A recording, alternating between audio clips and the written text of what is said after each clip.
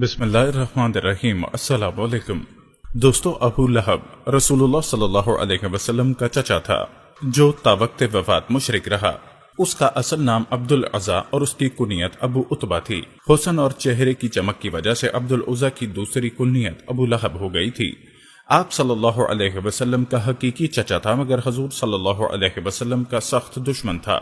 اس کی بیوی جمیل بنت حرب جو ابو سفیان کی بہن تھی، وہ شوہر سے بھی زیادہ حضور کی دشمن تھی، اور رسول اللہ صلی اللہ علیہ وسلم کے نبی بنائے جانے کے بعد جب تک یہ دونوں میاں بیوی زندہ رہے، انہوں نے آپ صلی اللہ علیہ وسلم کو تکلیف پہنچانے میں کوئی کسر نہیں چھوڑی۔ آپ کی دو بیٹیاں ان کے دو بیٹوں عتبہ اور عتیبہ کے نکاح میں تھیں۔ آج کی ویڈیو میں ہم آپ کو ابو لہب کے مظالم کے بارے میں بتائیں گے جو اس نے چچا ہونے کے باوجود نبی کریم صلی اللہ علیہ وسلم پر ڈھائے۔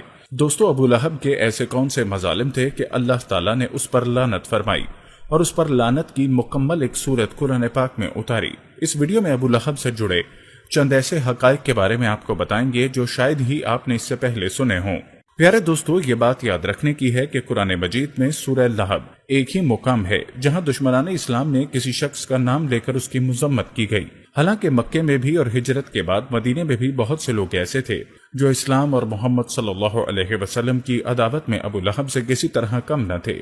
سوال یہ ہے کہ اس شخص کی وہ کیا خصوصیت تھی جس کی بنا پر اس کا نام لے کر اس کی مذمت کی گئی؟ دوستو، اس بات کو سمجھنے کے لیے ضروری ہے کہ اس وقت کے عربی معاشرے کو سمجھا جائے اور اس میں ابو لہب کے کردار کو دیکھا جائے۔ قدیم زمانے میں چونکہ پورے ملک عرب میں ہر طرف بے امنی، غارت گری اور طوائف الملوکی پھیلی ہوئی تھی، اور صدیوں سے حالت یہ تھی کہ کسی شخص کے لیے اس کے اپنے خاندان اور خونی رشتہ داروں کی حمایت کے سوا جان و مال اور عزت و آبرو کے تحفظ کی کوئی ضمانت نہ تھی۔ اس لیے عربی معاشرے کی اخلاقی قدروں میں صلہ رحمی یعنی رشتہ داروں کے ساتھ حسن سلوک کو بڑی اہمیت حاصل تھی، اور قطع رحمی کو بہت بڑا پاپ سمجھا جاتا تھا۔ عرب کی انہی روایات کا یہ اثر تھا کہ محمد صلی اللہ علیہ وسلم جب اسلام کی دعوت لے کر اٹھے تو قریش کے دوسرے خاندانوں اور ان کے سرداروں نے تو محمد صلی اللہ علیہ وسلم کی شدید مخالفت کی، مگر بنی ہاشم اور بنی المطلب، ہاشم کے بھائی مطلب کی اولاد نے نہ صرف یہ کہ آپ کی مخالفت نہیں کی بلکہ وہ کھلم کھلا آپ کی حمایت کرتے، حالانکہ ان میں سے اکثر لوگ آپ کی نبوت پر ایمان نہیں لائے تھے۔ قریش کے دوسرے خاندان خود بھی محمد صلی اللہ علیہ وسلم کے ان خونی رشتہ داروں کی حمایت کو عرب کی اخلاقی روایات کے عین مطابق سمجھتے تھے۔ اسی وجہ سے انہوں نے کبھی بنی ہاشم اور بنی عبد المطلب کو یہ طعنہ نہیں دیا کہ تم ایک دوسرا دین پیش کرنے والے شخص کی حمایت کر کے اپنے باپ دادا کے دین سے منحرف ہو گئے ہو۔ وہ اس بات کو جانتے اور مانتے تھے کہ اپنے خاندان کے ایک فرد کو وہ کسی حالت میں اس کے دشمنوں کے حوالے نہیں کر سکتے، اور ان کا اپنے عزیز کی حمایت کرنا قریش اور اہل عرب سب کے نزدیک بالکل ایک فطری امر تھا۔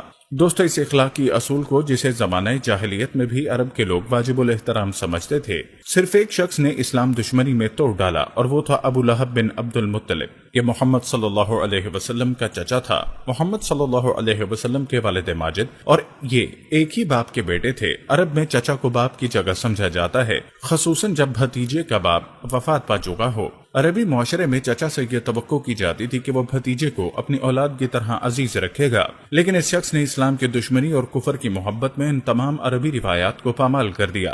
ابن عباس سے متعدد سندوں کے ساتھ یہ روایت محدثین نے نقل کی ہے کہ جب محمد صلی اللہ علیہ وسلم کو دعوت عام پیش کرنے کا حکم دیا گیا اور قرآن مجید میں یہ ہدایت نازل ہوئی کہ آپ اپنے قریب ترین عزیزوں کو سب سے پہلے خدا کے عذاب سے ڈرائیں، تو آپ نے صبح سویرے کوہ صفا پر چڑھ کر بلند آواز سے پکارا، یا صباحا، ہائے صبح کی آفت۔ دوستو، یاد رہے کہ عرب میں یہ صدا وہ شخص لگاتا ہے جو صبح کے جھٹپٹ میں کسی دشمن کو اپنے قبیلے پر حملہ کرنے کے لیے آتے دیکھ لیتا ہے۔ نبی صلی اللہ علیہ وسلم کی یہ آواز سن کر لوگوں نے دریافت کیا کہ کون پکار رہا ہے۔ بتایا گیا کہ یہ محمد صلی اللہ علیہ وسلم کی آواز ہے۔ اس پر قریش کے تمام خاندان کے لوگ آپ کی طرف دوڑ پڑے۔ جو خود آ سکتا تھا وہ خود آیا، اور جو نہ آ سکتا تھا اس نے اپنی طرف سے کسی کو بھیج دیا۔ جب سب جمع ہو گئے تو آپ صلی اللہ علیہ وسلم نے قریش کے ایک ایک خاندان کا نام لے لے کر پکارا، اے بنی ہاشم، اے بنی عبد المطلب، اے بنی فہر، اے بنی فلاں، اے بنی فلاں، اگر میں تمہیں یہ بتاؤں کہ پہاڑ کے پیچھے ایک لشکر تم پر حملہ کرنے کے لیے تیار ہے تو تم میری بات سچ مانو گے؟ لوگوں نے کہا، ہاں، ہمیں کبھی تم سے جھوٹ سننے کا تجربہ نہیں ہوا۔ آپ صلی اللہ علیہ وسلم نے فرمایا، تو میں تمہیں خبردار کرتا ہوں، آگے سخت عذاب آ رہا ہے۔ اس پر قبل اس کے کہ کوئی اور بولتا محمد صلی اللہ علیہ وسلم کے اپنے چچا ابو لہب نے کہا تبا لقل ھذا جمعتنا، ستیاناس جائے تیرا، کیا اس لیے تو نے ہمیں جمع کیا تھا؟ ایک روایت میں یہ بھی ہے کہ اس نے پتھر اٹھایا تاکہ محمد صلی اللہ علیہ وسلم پر کھینچ مارے۔ ابن زید کی روایت ہے کہ ابو لہب نے محمد صلی اللہ علیہ وسلم سے ایک روز پوچھا اگر میں تمہارے دین کو مان لوں تو مجھے کیا ملے گا؟ آپ نے فرمایا جو اور سب ایمان لانے والوں کو ملے گا۔ اس نے کہا میرے لیے کوئی فضیلت نہیں۔ محمد صلی اللہ علیہ وسلم نے فرمایا اور آپ کیا چاہتے ہیں؟ اس پر وہ بولا ناس جائے اس دین کا جس میں میں اور یہ دوسرے لوگ برابر ہوں۔ پیارے دوستو، کہتے ہیں کہ مکے میں ابو لہب محمد صلی اللہ علیہ وسلم کا قریب ترین ہمسایہ تھا۔ دونوں کے گھر ایک دیوار کے بیچ واقع تھے۔ اس کے علاوہ حکم بن عاص، مروان کباب، عقبہ بن ابی معیط، عدی بن خمرہ اور ابن الصدا الحزلی بھی آپ کے ہمسائے تھے۔ یہ لوگ گھر میں بھی محمد صلی اللہ علیہ وسلم کو چین نہیں لینے دیتے تھے۔ آپ کبھی نماز پڑھ رہے ہوتے تو یہ اوپر سے بکری کا اوج آپ پر پھینک دیتے، کبھی صحن میں کھانا پک رہا ہوتا تو یہ ہنڈیا پر غلاظت پھینک دیتے۔ محمد صلی اللہ علیہ وسلم باہر نکل کر ان لوگوں سے فرماتے اے بنی عبد مناف، یہ کیسی ہمسائیگی ہے؟ ابو لہب کی بیوی ام جمیل نے تو یہ مستقل وطیرہ ہی اختیار کر رکھا تھا کہ راتوں کو آپ کے گھر کے دروازے پر خاردار جھاڑیاں لا کر ڈال دیتی تاکہ صبح سویرے آپ یا آپ کے بچے باہر نکلیں تو کوئی کانٹا پاؤں میں چبھ جائے۔ پیارے دوستو، یاد رہے کہ نبوت سے پہلے محمد صلی اللہ علیہ وسلم کی دو صاحبزادیاں ابو لہب کے بیٹوں عتبہ اور عتیبہ سے بیاہ ہی ہوئی تھیں۔ اظہار نبوت کے بعد جب محمد صلی اللہ علیہ وسلم نے اسلام کی طرف دعوت دینی شروع کی تو اس شخص نے اپنے دونوں بیٹوں سے کہا میرے لیے تم سے ملنا حرام ہے اگر تم محمد صلی اللہ علیہ وسلم کی بیٹیوں کو طلاق نہ دے دو۔ چنانچہ دونوں نے طلاق دے دی اور عتیبہ تو جہالت میں اس قدر آگے بڑھ گیا کہ ایک روز حضور کے سامنے آ کر اس نے کہا النجم اذا ہوا اور الذی دنا فتدلّا کا انکار کرتا ہوں، اور یہ کہہ کر اس نے محمد صلی اللہ علیہ وسلم کی طرف تھوکا جو آپ پر نہیں پڑا۔ آپ صلی اللہ علیہ وسلم نے فرمایا خدایا اس پر اپنے کتوں میں سے کتے کو مسلط کر دے۔ اس کے بعد عتیبہ اپنے باپ کے ساتھ شام کے سفر پر روانہ ہو گیا۔ دوران سفر ایک ایسی جگہ قافلے نے پڑاؤ کیا جہاں مقامی لوگوں نے بتایا کہ راتوں کو درندے آتے ہیں۔ ابو لہب نے اپنے قریبی ساتھی اہل قریش سے کہا میرے بیٹے کی حفاظت کا کچھ انتظام کرو کیونکہ مجھے محمد صلی اللہ علیہ وسلم کی بد دعا کا خوف ہے۔ اس قافلے والوں نے عتیبہ کے گرد ہر طرف اپنے اونٹ بٹھا دیے اور سو رہے۔ رات کو ایک شیر آیا اور اونٹوں کے حلقے میں سے گزر کے اس نے عتیبہ کو پھاڑ کھایا۔ دوستو، یہاں آپ کو بتاتے چلیں کہ کچھ روایات میں یہ اختلاف ہے۔ بعض راوی طلاق کے معاملے کو اظہار نبوت کے بعد کا واقعہ بیان کرتے ہیں اور بعض کہتے ہیں کہ تبت یدا ابی لہب کے نزول کے بعد پیش آیا۔ اس امر میں بھی اختلاف ہے کہ یہ ابو لہب کا لڑکا عتبہ تھا یا عتیبہ، لیکن یہ بات ثابت ہے کہ فتح مکہ کے بعد عتبہ نے اسلام قبول کر کے محمد صلی اللہ علیہ وسلم کے دستے مبارک پر بیعت کی، اس لیے صحیح بات یہ ہے کہ یہ لڑکا عتیبہ تھا۔ پیارے دوستو، ابو لہب کی خبث نفس کا یہ عالم تھا کہ جب محمد صلی اللہ علیہ وسلم کے صاحبزادے قاسم بن محمد کے بعد دوسرے صاحبزادے عبداللہ بن محمد کا بھی انتقال ہو گیا تو یہ اپنے بھتیجے کے غم میں شریک ہونے کی بجائے خوشی خوشی دوڑا ہوا قریش کے سرداروں کے پاس پہنچا اور ان کو خبر دی کہ لو آج محمد بے نام و نشان ہو گئے، نعوذ باللہ۔ دوستو، ابو لہب کی مخالفت اور دشمنی کا یہ حال تھا کہ وہ ہر وقت ہر جگہ نبی کریم کو جھٹلاتا تھا۔ اگر آپ دعوت دیتے ہوئے جاتے اور آپ صلی اللہ علیہ وسلم کے پیچھے پیچھے ہوتا اور آپ کو جھٹلانے کا کام کرتا اور لوگوں کو آپ کی دعوت قبول کرنے سے روکتا، جہاں جہاں بھی اسلام کی دعوت دینے کے لیے آپ تشریف لے جاتے یہ آپ کے پیچھے پیچھے جاتا اور لوگوں کو آپ صلی اللہ علیہ وسلم کی بات سننے سے روکتا۔ اس حوالے سے چند روایات ملاحظہ فرمائیں۔ ربیہ بن عباد رضی اللہ تعالی عنہ بیان کرتے ہیں کہ میں 9 عمر تھا جب اپنے باپ کے ساتھ ذوالمجاز کے بازار میں گیا، وہاں میں نے رسول اللہ کو دیکھا۔ آپ کہہ رہے تھے لوگو کہو اللہ کے سوا کوئی معبود نہیں، فلاح پاؤ گے، اور آپ کے پیچھے ایک شخص کہتا جا رہا تھا یہ جھوٹا ہے، دین آبائی سے پھر گیا ہے۔ میں نے پوچھا یہ کون شخص ہے؟ لوگوں نے کہا یہ ان کا چچا ابو لہب ہے۔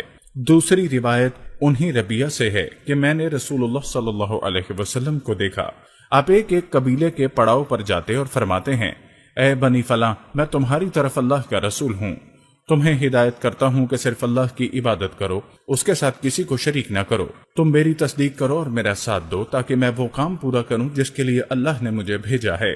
آپ کے پیچھے پیچھے ایک اور شخص آتا ہے اور وہ کہتا ہے اے بنی فلاں، یہ تم کو لات و عزا سے پھیر کر اس بدعت اور گمراہی کی طرف لے جانا چاہتا ہے جسے یہ لے کر آیا ہے۔ اس کی بات ہرگز نہ مانو اور اس کی پیروی نہ کرو۔ میں نے اپنے باپ سے پوچھا کہ یہ کون ہے؟ انہوں نے کہا یہ ان کا چچا ابو لہب ہے۔ اسی طرح طارق بن عبداللہ المحاربی کی روایت ہے اس سے ملتی جلتی۔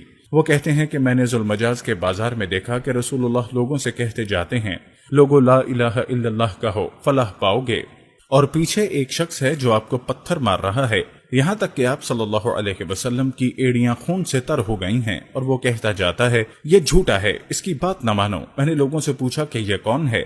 لوگوں نے کہا یہ ان کا چچا ابو لہب ہے۔ پیارے دوستوں، نبوت کے 7ویں سال جب قریش کے تمام خاندانوں نے بنی ہاشم اور بنی عبد المطلب کا معاشرتی اور معاشی بائیکاٹ کیا، اور یہ دونوں خاندان رسول اللہ کی حمایت پر ثابت قدم رہتے ہوئے شعب ابی طالب میں محصور ہو گئے، تو تنہا یہی ابو لہب تھا جس نے اپنے خاندان کا ساتھ دینے کی بجائے کفار قریش کا ساتھ دیا۔ یہ بائیکاٹ 3 سال جاری رہا، اور اس دوران میں بنی ہاشم اور بنی مطلب پر فاقوں کی نوبت آ گئی۔ مگر ابو لہب کا حال یہ تھا کہ جب مکے میں کوئی تجارتی قافلہ آتا اور شعب ابی طالب کے محصورین میں سے کوئی خوراک کا سامان خریدنے کے لیے اس کے پاس آتا، تو یہ تاجروں سے پکار کر کہتا کہ ان سے اتنی قیمت مانگو کہ یہ خرید نہ سکیں، تو میں جو خسارہ بھی ہوگا اسے میں پورا کروں گا۔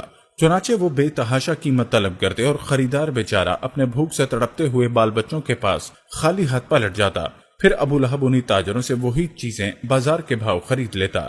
دوستو، یہ شخص کی حرکات تھیں جن کی بنا پر اس سورت میں نام لے کر اس کی مذمت کی گئی۔ خاص طور پر اس کی ضرورت اس لیے تھی کہ مکے سے باہر کے اہل عرب جو حج کے لیے آتے یا مختلف مقامات پر لگنے والے بازاروں میں جمع ہوتے، ان کے سامنے جب رسول اللہ صلی اللہ علیہ وسلم کا اپنا چچا آپ کے پیچھے لگ کر آپ کی مخالفت کرتا، تو وہ عرب کی معروف روایات کے لحاظ سے یہ بات خلاف توقع سمجھتے تھے کہ کوئی چچا بلا وجہ دوسروں کے سامنے خود اپنے بھتیجے کو برا بھلا کہے اور اس سے پتھر مارے اور اس پر الزام تراشی کرے۔ اسی وجہ سے وہ ابو لہب کی بات سے متاثر ہو کر رسول اللہ کے بارے میں شک میں پڑ جاتے۔ مگر جب یہ صورت نازل ہوئی اور ابو لہب نے غصے میں بپھر کر اول فول بکنا شروع کر دیا، تو لوگوں کو معلوم ہو گیا کہ رسول اللہ کی مخالفت میں اس شخص کا قول قابل اعتبار نہیں، کیونکہ یہ اپنے بھتیجے کی دشمنی میں دیوانہ ہو رہا ہے۔ اس کے علاوہ نام لے کر جب آپ صلی اللہ علیہ وسلم کے چچا کی مذمت کی گئی، تو لوگوں کی یہ توقع ہمیشہ کے لیے ختم ہو گئی کہ رسول اللہ صلی اللہ علیہ وسلم دین کے معاملے میں کسی کا لحاظ کر کے کوئی مداہنت برت سکتے ہیں۔ جب علل اعلان رسول کے اپنے چچا کی خبر لے ڈالی، تو لوگ سمجھ گئے کہ یہاں کسی لاگ لپٹ کی گنجائش نہیں۔ غیر اپنا ہو سکتا ہے اگر ایمان لے آئے، اور اپنا غیر ہو جاتا ہے اگر کفر کرے۔ اس معاملے میں فلاں ابن فلاں کوئی چیز نہیں۔ پیارے دوستو، یاد رہے کہ ہمارے پیارے آقا نبی رحمت سرور کونین اللہ تعالیٰ کی محبوب ترین ہستی ہیں، اور جب کوئی اللہ کا محبوب کو ستائے تو اللہ تعالیٰ کا ایسے شخص پر جو غصہ ہونا چاہیے اس کا اندازہ لگانا ہمارے لیے مشکل ہے۔ لیکن دوستو، اللہ کے اسی غیظ و غضب کی ایک جھلک اس سورہ میں دیکھتی ہے، جس میں اللہ تعالیٰ نے اپنے حبیب سے دشمنی کرنے والے پر لعنت و پھٹکار فرمائی ہے، اور ہمیشہ کی بدبختی کو اس کا مقدر کر دیا ہے۔ دوستو، جہاں تک بات ہے ابو لہب کے انجام کی، تو کہتے ہیں سورہ لہب کے نازل ہونے کی چند سال بعد جنگ بدر میں جب قریش کے اکثر بڑے بڑے سردار قتل ہوئے، تو ابو لہب کو اس قدر دکھ ہوا کہ 7 دن سے زیادہ زندہ نہ رہ سکا۔ اسے متعدی قسم کی بیماری لگی تھی، اس لیے گھر والوں نے بھی اسے چھوڑ دیا۔ مرنے کے بعد بھی 3 دن تک اس کی میت گھر میں پڑی رہی۔ بدبو پھیلنے لگی تو اس کے بیٹے نے چند حبشیوں کو بلا کر اسے دفنا دیا۔ دوستو، یاد رہے کہ اللہ اور اللہ کے رسول کے دشمنوں کا انجام ایسا ہی ہوا کرتا ہے۔ ہم یہ امید کرتے ہیں کہ آپ کو ہماری آج کی یہ ویڈیو ضرور پسند آئی ہوگی۔